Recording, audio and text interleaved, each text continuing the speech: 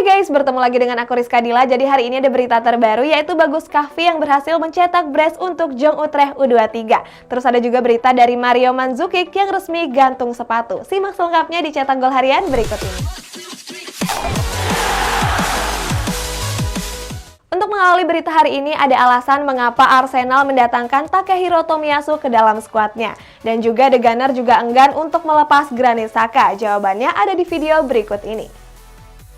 Menjelang penutupan bursa transfer kemarin, Arsenal resmi mendatangkan Takehiro Tomiyasu sebagai pemain teranyar mereka. Tomiyasu diboyong dari Bologna dengan mahar 18 juta euro.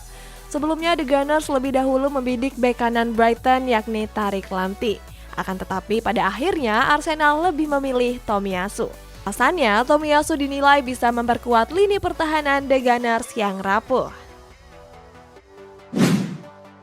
Manajer AS Roma Thiago Pinto mengaku menyesal karena gagal mendatangkan gelandang Arsenal yakni Granit Xhaka.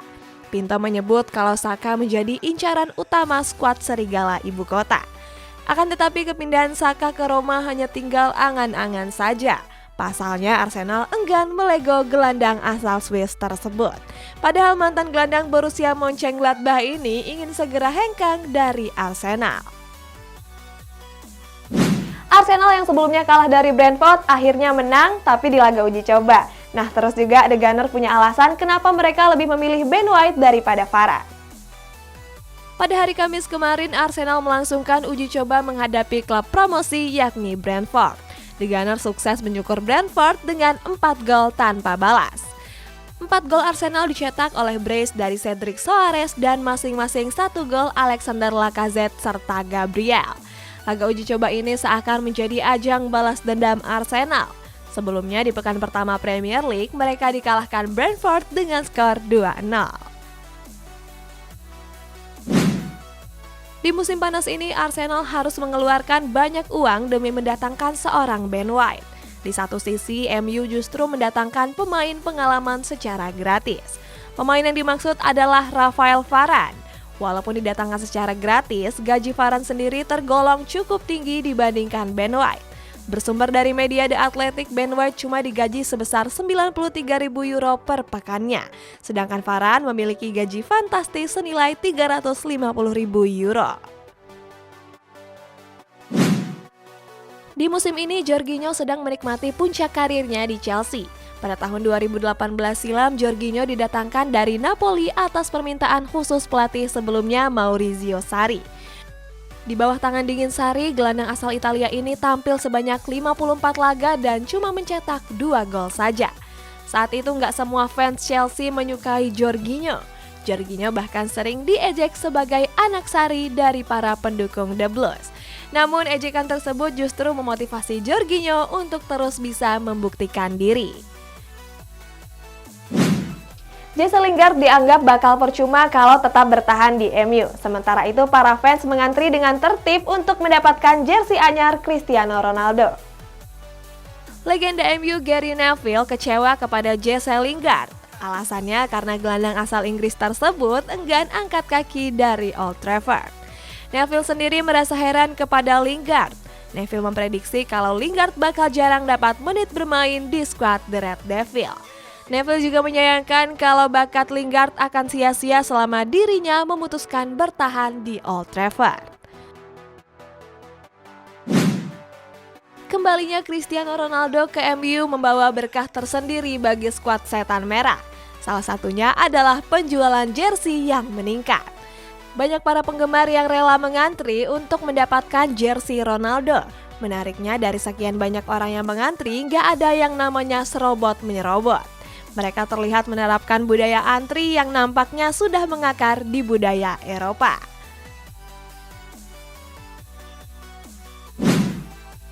Pada hari Jumat kemarin, gelandang anyar Chelsea Saul Niguez resmi menggunakan nomor punggung 17. Sebelumnya nomor tersebut digunakan oleh Mateo Kovacic.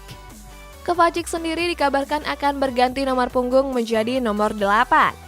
Saul sendiri menjadi pemain ketiga yang berhasil didatangkan Chelsea. Saul baru merapat menjelang penutupan bursa transfer. Gelandang asal Spanyol ini diboyong dari Atletico Madrid dengan status pemain pinjaman.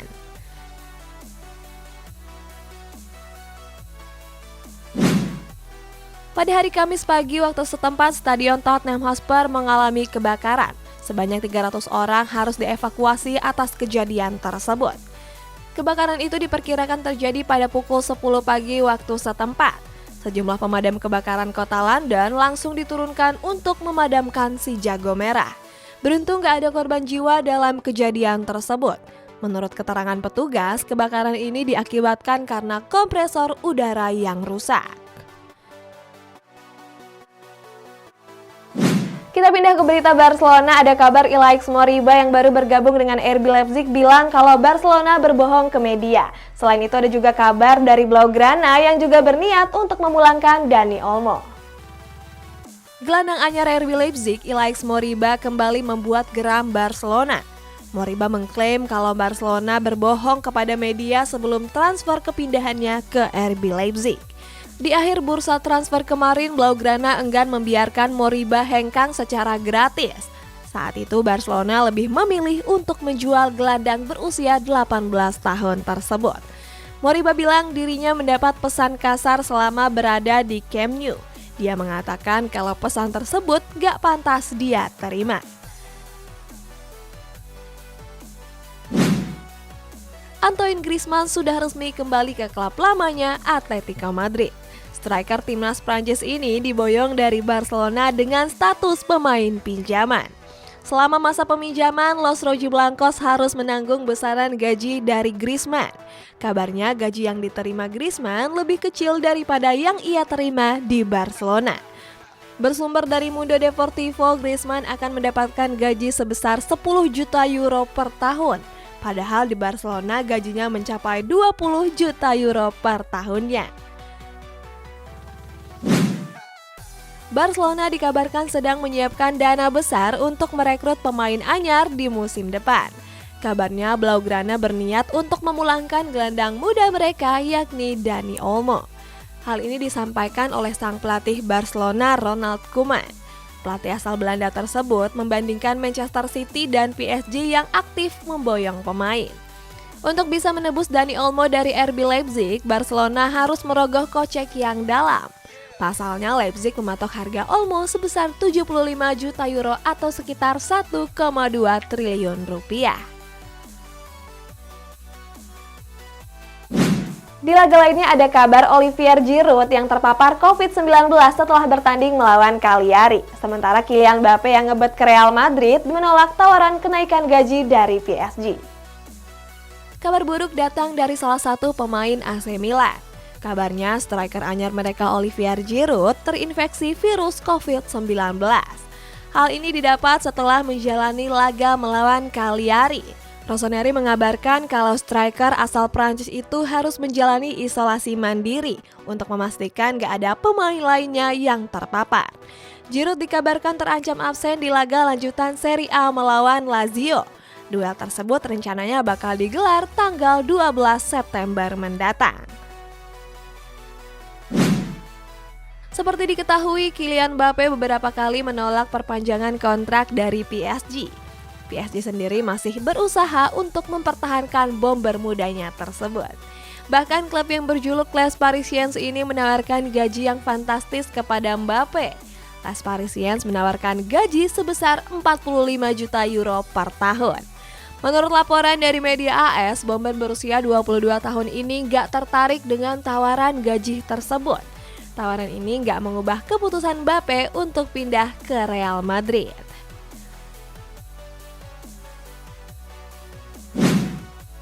Pada laga lanjutan kualifikasi Piala Dunia, Brazil bertanding menghadapi Chili. Skuad Samba sukses memenangkan pertandingan dengan skor tipis 1-0. Di babak pertama, kedua tim bermain buntu sehingga nggak ada satupun gol yang tercipta. Brazil baru bisa menciptakan gol di babak kedua melalui Everton Ribeiro. Berawal bola sepakan pemain Brazil yang dihalau, Everton Ribeiro berhasil menyambutnya dengan sepakan voli. Sampai pertandingan berakhir, skor nggak berubah untuk kemenangan Brazil.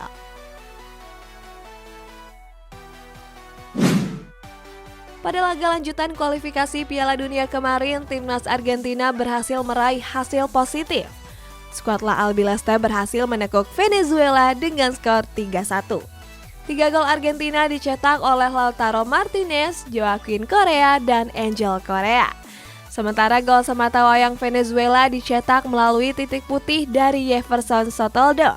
Pada laga tersebut, Adrian Martinez mendapat kartu merah karena melakukan tackle brutal kepada Messi. Beruntung, Messi dapat melanjutkan pertandingan. Berita selanjutnya, Cristiano Ronaldo kembali mengharumkan namanya dengan masuk ke dalam World Record. Sementara itu, Mario Mandzukic memutuskan gantung sepatu di usia 35 tahun. Di usia yang gak muda lagi, Cristiano Ronaldo belum berhenti untuk mengukir prestasinya. Bomber anyar MU ini resmi masuk ke Guinness Book World Record. Rekor tersebut dia pecahkan pada saat laga kualifikasi Piala Dunia antara Portugal melawan Irlandia. Saat itu Ronaldo berhasil mencetak brace. Berkat 2 gol tambahan, Ronaldo berhasil melampaui rekor Ali Daei. Ronaldo melampauinya dengan merampungkan 111 gol. Kini Ronaldo menjadi pemain dengan gol terbanyak di laga internasional. Mario Mandzukic resmi mengumumkan kalau dirinya bakal pensiun dari dunia sepak bola. Mandzukic menutup karirnya sebagai pesepak bola di usia 35 tahun. Hal ini Mandzukic sampaikan melalui Instagram milik pribadinya. Dalam unggahan tersebut terlihat Mandzukic memposting sepatu kecilnya yang pertama kali ia gunakan. Dalam unggahannya tersebut, Mandzukic mengucapkan terima kasih kepada semua pihak yang telah membantunya dalam berkarir sepak bola. Indonesia yang dulu pengen banget main di Timnas Indonesia, sekarang main di Timnas Belanda 19. Pada beberapa tahun yang lalu, nama Justin Hubner pernah menghiasi headline berita. Pasalnya, Hubner pernah menyatakan minatnya untuk bergabung ke Timnas Indonesia. Dalam wawancaranya, Hubner mengatakan sangat menyenangkan untuk bisa membela Timnas Indonesia. Tetapi sayang, keinginan tersebut justru nggak digubris oleh PSSI. Kini nama Hubner terdaftar di dalam 24 pemain Timnas Belanda U19. Terbaru mereka akan mengadakan laga uji coba melawan Timnas Italia. Berita terakhir, ada kabar bagus dari Bagus Kahvi yang berhasil mencetak brace untuk Jong Utrecht U23. Yeay, selamat ya Bagus Kahvi, akhirnya cetak gol di Belanda. Jong Utrecht U23 melangsungkan laga uji coba melawan Lalauvier Senta. Dalam laga tersebut, bomber Timnas Indonesia Bagus Kahvi diturunkan sebagai starter. Kemampuan Bagus sendiri nggak bisa dianggap remeh. Mantan striker Barito Putra ini berhasil menjadi pahlawan dengan mencatatkan brace. Jong Utrecht mengakhiri laga dengan kemenangan. Klub yang berjuluk Utrecht ini berhasil membungkam Lalauvier dengan skor 5-2. Jadi guys, kita masuk ke sesi baca-bacain komentar kamu. Langsung aja yang pertama ini dari Pesmike. Pulang sholat Jumat ada notif langsung nonton. Wah, keren banget nih Bang Pesmike. Calon imam idaman banget sih. Next ya, dari Reki Saputra. Aku ingin melakukan usaha tani jagung biar ayamku nggak susah makan. Ayo semua yang nonton, kita doain supaya ayam-ayamnya Bang Reki Saputra ini pada kenyang, amin. Nah, buat kamu yang mau dibacain juga komentarnya, bisa komentar di bawah ya guys. Sampai jumpa.